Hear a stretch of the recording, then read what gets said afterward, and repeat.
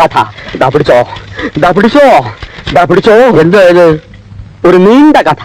മണ്ണിൽ വിരിഞ്ഞ പൂക്കൾ വാടിയപ്പോൾ ബൈ OP വളശ PO. തിരിച്ചിട്ടാലും മറിച്ചിട്ടാലും വളശ. ഇത് വായിച്ചാൽ പെണ്ണുങ്ങൾ കരയും, ആണുങ്ങൾക്ക് കലി വരും, കുട്ടികൾ ചിരിക്കും, സിനിമാക്കാർ വായിക്കും, കാശി തന്ന് വാങ്ങിക്കും. എന്താ ഇതിന്റെ കഥ? ഒരച്ഛൻ, ഒരമ്മ, 2 കൊച്ചു കുഞ്ഞുങ്ങൾ, ഒരു കൊച്ചു കുടുംബം, സംതൃപ്തമായ കുടുംബം. രാത്രി 12 മണി, നിശ്ചലമായ നിശ, എന്നും കനത്ത നിശബ്ദത. അതാ ഇരുട്ടിൽ നിന്നും ഒരാൾ പ്രത്യക്ഷപ്പെടുന്നു. പ്രത്യക്ഷപ്പെട്ട് 1 ബോംബ്, 2 ബോംബ്, 3 ബോംബ്,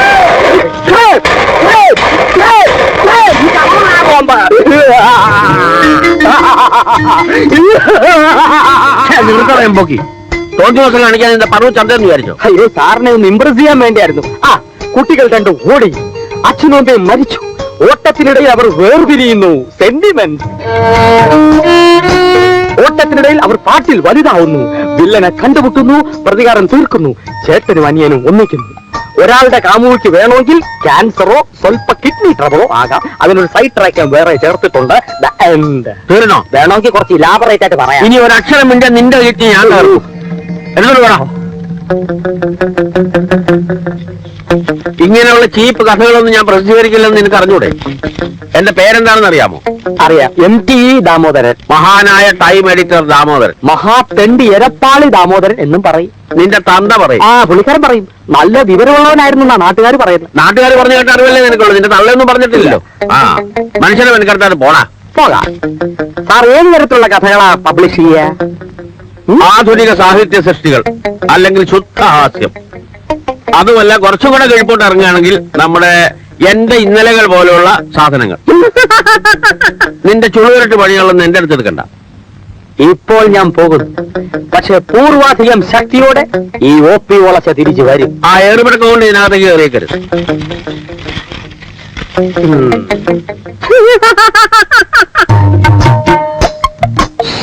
കാറ് പോവോ? പിന്നെ കാണാനാ നിർത്തിയിരിക്കുന്നത്. എന്നാ പോട്ടെ. അതെ, അങ്ങനെ ചുമ്മാ പോട്ടെന്ന് പറഞ്ഞാലൊന്നും പോകത്തില്ല. ആർക്ക് പോണം, എവിടെ പോണം, എന്തിനു പോണം, എത്ര ബഡ്ജറ്റ് ഉണ്ട് എന്നൊക്കെ പറഞ്ഞാൽ സൗകര്യം ഉണ്ടെങ്കിൽ വരും. എന്താ ഇത് തകരം കൊണ്ടാണോ സ്വർണം കൊണ്ടാണോ ഉണ്ടാക്കിയിരിക്കുന്നേ? എന്തുകൊണ്ടുണ്ടാക്കിയാലും താൻ ഇതിനകത്ത് കാണുന്ന ഇവിടെ ആരും നിർബന്ധിച്ചില്ലല്ലോ. ഈ ചക്കടാ വണ്ടിയുടെ വളയം പിടിച്ചപ്പോ നിനക്കൊക്കെ ഈ പോസ് എടുത്തോണ്ട് പോണ സഞ്ചി നോക്കിയിട്ടൊന്നും നടക്കുന്നത്. നിങ്ങൾക്ക് ഇതിലും പേരും വല്ല കല്ല് കുത്താൻ പാപ്പല്ലേ? കാശ് കൊടുത്ത് കടിക്കുന്ന പട്ടി വാങ്ങിക്കുന്ന പോലെയാണല്ലോ നിങ്ങൾക്ക് ശമ്പളം തരുന്നത്. മന്ത്രി സംബന്ധിച്ചിട്ടാണെങ്കിൽ മന്ത്രിയുടെ ഫോട്ടോ ഇല്ല. കുറെ തലയും മുലയും കാണിച്ചു വെക്കുന്ന പെമ്പിള്ളേരുടെ ഫോട്ടോ എടുക്കാനാണ് പത്രം കാശ് കൊടുക്കുന്നത്. സാറ് കുറച്ചുകൂടെ സഭ്യമായ രീതിയിൽ സംസാരിച്ച കൊള്ളായിരുന്നു. നിങ്ങളോട് ഇതിനേക്കാൾ കൂടുതൽ സഭ്യമായി സംസാരിക്കാൻ എനിക്ക് സാധിക്കില്ല. ഇന്ത്യ ഒട്ടേക്കും മിഡിൽ ഈസ്റ്റിലും സർക്കുലേഷനുള്ള ഒരു പത്രത്തിന്റെയും മാസികയുടെയും കറസ്പോണ്ടൻസ് കം ഫോട്ടോഗ്രാഫേഴ്സ് ആണ് പോലും. കുറച്ച് കോമൺ സെൻസ് ഉപയോഗിച്ചൂടെ? ഒരു കാര്യം ഞാൻ പറഞ്ഞേക്കാം, ഇങ്ങനെയാണ് പോക്കെങ്കിൽ ഞാൻ നിങ്ങളെ ബോംബെക്കോ കൽക്കട്ടയ്ക്കോ ട്രാൻസ്ഫർ ചെയ്യും. അവിടെ ചെന്നാൽ ഞങ്ങൾ നല്ല ഫോട്ടോ എടുക്കുമെന്നാണോ? യാതൊരു പ്രതീക്ഷയില്ല. പക്ഷെ എന്റെ കടമ കാണിക്കുന്നു, അത്രേ ഉള്ളൂ. നിങ്ങളാണ് ഈ എഡീഷൻ നാണക്കേട് വരുത്തി വെച്ചത്. അടുത്ത മാസം നടക്കുന്ന നാഷണൽ ഫോട്ടോഗ്രാഫി മത്സരത്തിൽ ആരെങ്കിലും ഒരാൾ അവാർഡ് വാങ്ങിയില്ലെങ്കിൽ 2 ഞാൻ ടെർമിനേറ്റ് ചെയ്യും. പറഞ്ഞില്ല എന്ന് വേണ്ട. ഹലോ, ചേട്ടൻ ചൂടാവാതെ. ഞാനൊരു ഐഡിയ പറയാം. പത്രം ജനശ്രദ്ധ പിടിച്ചു പറ്റണം. കൊലക്കേസിനായി നമ്മൾ മാറ്റി വെച്ചിരിക്കുന്ന സ്പേസിൽ നിറയ്ക്കാൻ ഒരു വാർത്ത വേണം, അല്ലേ? ഇല്ലാത്ത ഒരാളിന്റെ പേരിലൊരു കഥയുണ്ടാക്കി കാത്തണം ചേട്ടാ. എപ്പോ എവിടെ വെച്ച് സംഭവം നടന്നു എന്ന് പോലീസ് മറ്റു ചോദിച്ചാൽ എന്തോ ചെയ്യും? അജ്ഞാതന്റെ ടെലിഫോൺ വഴി വാർത്ത കിട്ടുകയാണെന്ന് പറയണം. പ്രശ്നം വല്ലതും ഉണ്ടായാൽ 2 എണ്ണത്തിനെ ഞാൻ കുരുതി കൊടുക്കും, പറഞ്ഞേക്കാം. എന്തോന്ന് ചേട്ടാ, ചേട്ടനെ പോലെ ഭീരുക്കളാണ് ഞങ്ങളെന്ന് വിചാരിച്ച. എന്നാ ഒരു സംഭവം അങ്ങോട്ട് കെട്ടി ചമച്ചാട്ടെ. നീ ചമയ്ക്കണോ ഞാൻ ചമയ്ക്കണോ? നീ ഒന്നും തുടക്കം വിടും, ബാക്കി ഞാൻ ചമച്ചോളാം. എഴുതണം. 23/6/1985 പ്രത്യേക ലേഖൻ. പട്ടിണിപ്പാറ. ഇവിടെ ഈ പട്ടിണിപ്പാറ പട്ടിണി ഈ ചമയ്ക്കുന്നില്ല. ഇങ്ങനെ ഞാൻ എന്ത് ചെയ്യുന്നത്?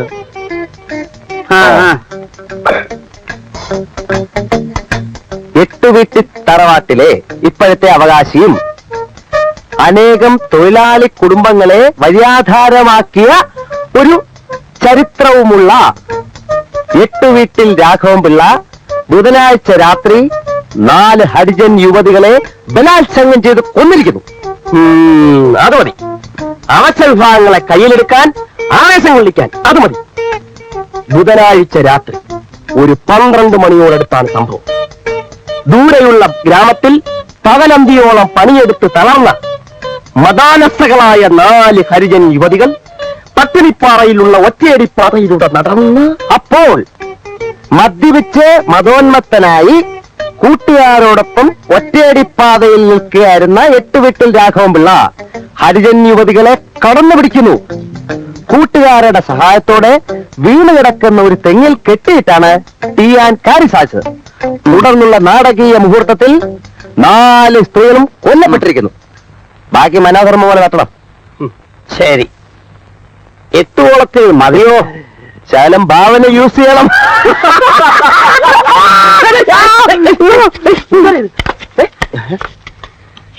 എന്തോ പോയില്ലയോ?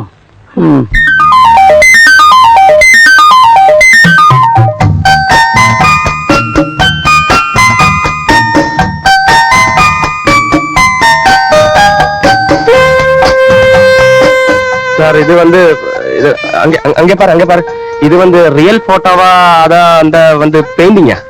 ഫോട്ടോ തന്നെ. ഇതൊക്കെ എങ്ങനെ എടുക്കണ ശാനെ? ഇങ്ങനെയൊക്കെ ഫോട്ടോ എടുക്കാൻ പറ്റൂ? സാറിന് ഇപ്പൊ എന്താ വേണ്ടത്? ഇതിനൊരു 5-6 കോപ്പി വിലക്ക് കിട്ടൂ. തരാലോ. ഇതിന്റെ ഒരു 5 കോപ്പി വേണം.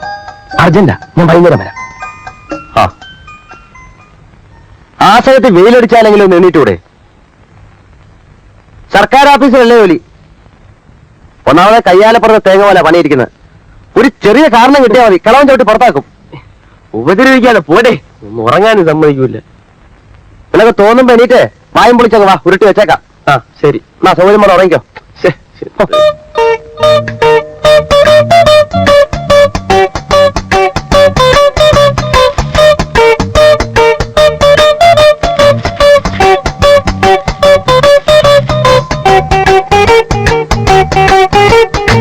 പാചകലോകം ചിക്കൻ മസാല. ആകാശവാണി മദ്രാശി. കലാരംഗം. ഇന്നത്തെ കലാരംഗത്തിൽ ആദ്യം പാചകലോകമാണ്. കോഴിക്കറികൾ എങ്ങനെ ഉണ്ടാക്കാം എന്നതാണ് വിഷയം. ആദ്യമായി ചിക്കൻ മസാല. കോഴിയെ നന്നായി കഴുകി വൃത്തിയാക്കുക. ആവശ്യത്തിനുള്ള മുളക്, മല്ലി, കുരുമുളക്, കറിമസാല, ഇഞ്ചി, ഉരുളക്കിഴങ്ങ്, തക്കാളി, പച്ചമുളക് ഇവ റെഡിയാക്കി അടുത്ത് വെക്കുക. മുളക്, മല്ലി, കറിമസാല, വെളുത്തുള്ളി ഇവ നന്നായി അരച്ചെടുക്കേണ്ടവയാണ്. ഉപ്പിനെ കുറിച്ച് ഞാനിവിടെ പറയുന്നില്ല, പക്ഷെ അത് ഇടേണ്ടപ്പോൾ കറിയിലിടാൻ മറക്കരുത്. ഇനി കോഴിയെ കയ്യിലെടുക്കുക.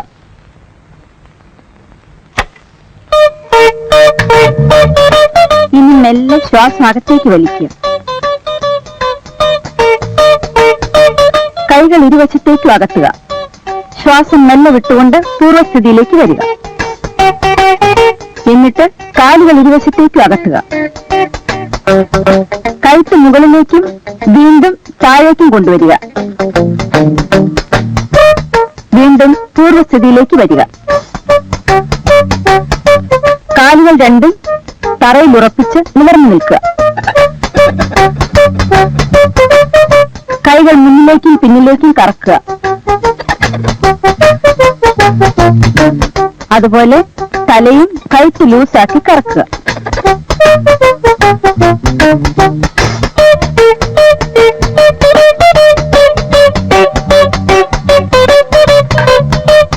ഇപ്പോൾ നിങ്ങളുടെ മുന്നിൽ ഇരിക്കുന്നതാണ് സ്വാദിഷ്ടമായ ചിക്കൻ മസാല.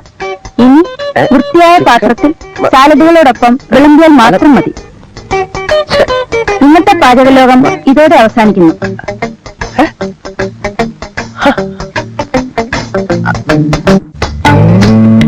അപരാന്നത്തിന്റെ അനന്ത പഥങ്ങളിൽ ആകാശ നീലിമയിൽ അവൻ നടന്നകന്നു. ഭീമനും യുധിഷ്ഠിരനും ബീഡി വലിച്ചു. സീതയുടെ മാറുപിളർന്ന് രക്തം കുടിച്ചു ദുര്യോധനൻ. ഗുരുവായൂരപ്പന് ജലദോഷമായിരുന്നു അന്ന്. അമ്പലത്തിന്റെ അകാൽ വിളക്കുകൾ തെളിയുന്ന സന്ധ്യയിൽ അവൾ അവനോട് ചോദിച്ചു, ഇനിയും നീ ഇതുവഴി വരില്ലേ ആനകളെയും തെളിച്ചുകൊണ്ട്?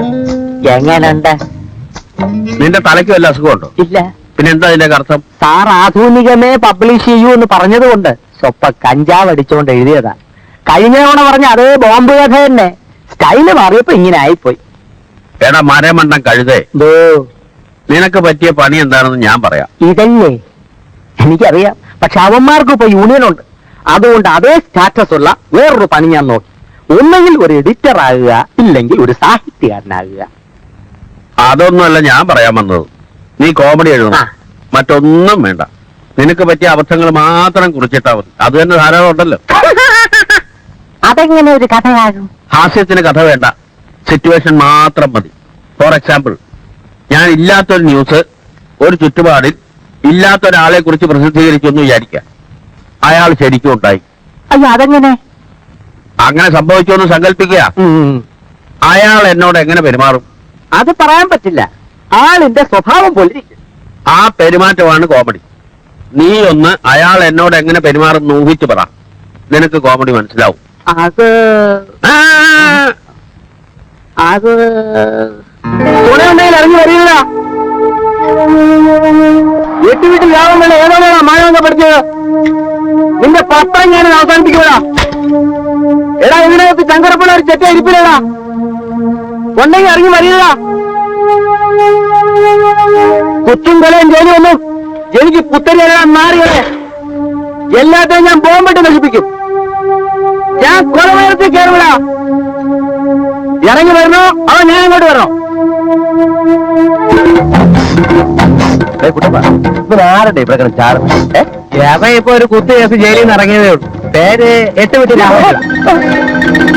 8 വീട്ടില് രാമപിള്ള. മാനവ മര്യാദയ്ക്ക് മനുഷ്യൻ ജീവിക്കാൻ സമ്മതിക്കില്ല.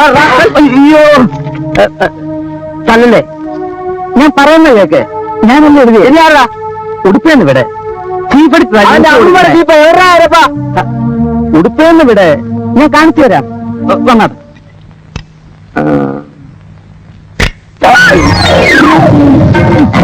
എടാ, നീയാണോ ചീപ്പടിച്ച്? അയ്യോ, ഞാനല്ല. കസേരയിലിരിക്കുന്ന എനിക്ക് ഈ രാമോദരൻ. പന്ന റാസ്കളെ, നീ എന്നെ പിന്നെ അനാവശ്യം ഇല്ലടാ. ഞാനോ? നീ നിന്റെ പത്രം നിന്നെ ശരിയാക്കുന്നു. മേലിൽ ആരപ്പറ്റേന്ന് അനാവശ്യമായി ന്യൂസ് എഴുതിയാൽ കൈയും കാലും വേണ്ടി ദൂരെ കഴിഞ്ഞാൽ പറഞ്ഞേക്കാം.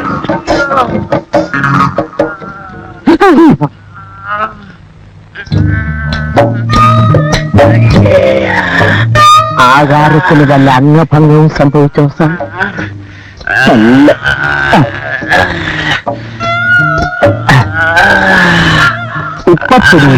എന്താണ് കോമഡി? വിത്തിൻ 2 weeks കഥ റെഡി.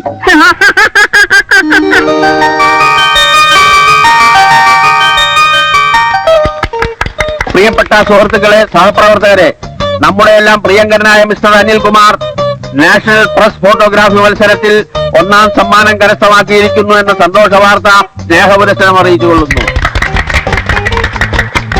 അനിൽകുമാറിന്റെ ഈ വിജയം ടൈം പബ്ലിക്കേഷൻ എന്നും അഭിമാന പുരസ്സരം സ്മരിക്കുന്നതാണ്.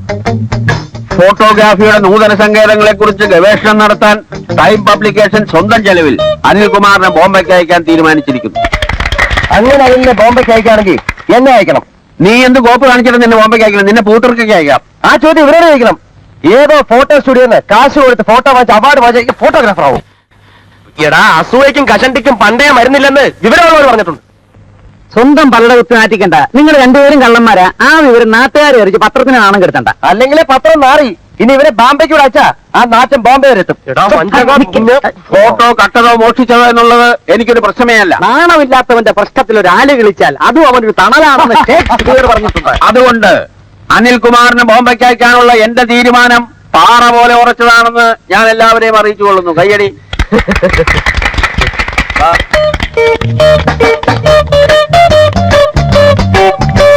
സാർ വിഷമിക്കണ്ട.